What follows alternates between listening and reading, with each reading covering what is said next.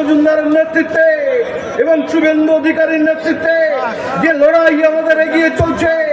যে লড়াইয়ের জনজোয়ার তৈরি হয়েছে, যে জনজোয়ারে একের পর এক ইডি এবং সিবিআই অপরাধী হিসাবে যারা টাকা এবং অর্থ প্রস্তুত করেছে তাদের একের পর এক গ্রেপ্তার করছে। তৃণমূল কংগ্রেস একটি অধঃপতন রাজনৈতিক শক্তি, পশ্চিমবঙ্গে তাদেরকে উৎখাত করবার জন্য আগামী লোকসভা নির্বাচনে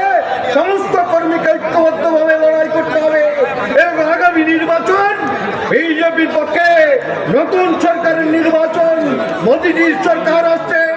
এবং আমরা বাংলায় একে অন্যের পরিপূরক হিসাবে ভারতীয় জনতা পার্টির কার্যকর্তারা সরকারে কাঁধে কাঁধ মিলিয়ে লড়াই সংগ্রামের সাথে